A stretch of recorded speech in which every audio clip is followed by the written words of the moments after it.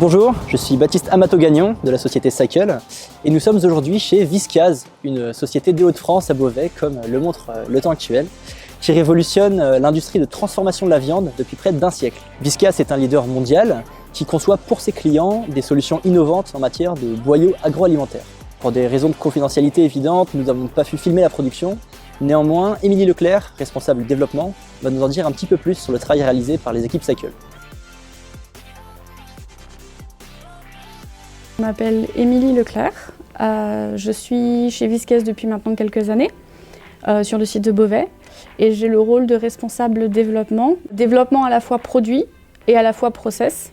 Et c'est pourquoi j'ai été l'une des interlocutrices principales en collaboration avec notre responsable qualité sur ce projet avec Cycle Research pour développer une solution de contrôle qualité des boyaux.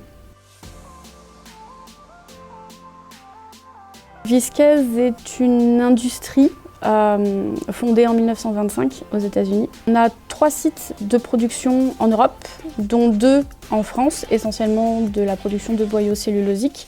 Un donc ici à Beauvais et un sur le site de Taron-les-Vosges. Ici sur le site de Beauvais, on a 3 gammes de produits.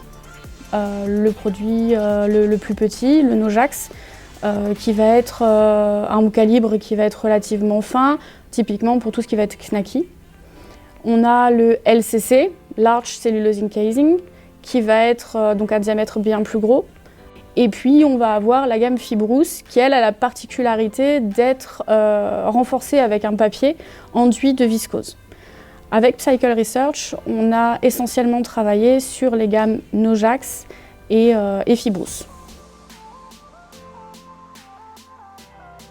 Nos produits doivent être résistants, réguliers et exemptés de toute contamination.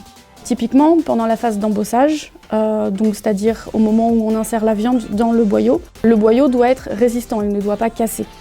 Selon les gammes, on va avoir un boyau qui va être embossé à une pression relativement élevée et le boyau est conçu pour justement résister et en fonction de cette pression, de son calibre, donc son diamètre, donner une saucisse qui va être régulière et avec une fermeté désirée. Nos boyaux, bien qu'à destination d'être pelés, vont être en contact direct avec de la nourriture et donc évidemment doivent être exemptés de toute contamination possible.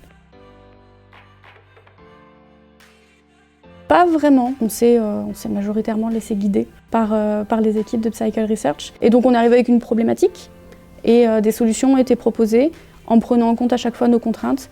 Donc c'est quelque chose qui s'est passé de façon très fluide. La collaboration était très fluide justement. Les solutions proposées étaient très pertinentes. Toutes nos contraintes ont été prises en compte. Tous nos emails, appels et autres ont toujours trouvé réponse. À titre d'exemple, lors de la phase de prêt, nous avions eu un problème avec le matériel en termes de connectivité et une réponse a été apportée de façon immédiate. On a pu avancer très vite. C'est vrai qu'on a la chance d'être géographiquement pas très loin, ce qui fait que du coup une présence même physique peut être très facilement organisable. Donc oui, très naturel comme collaboration.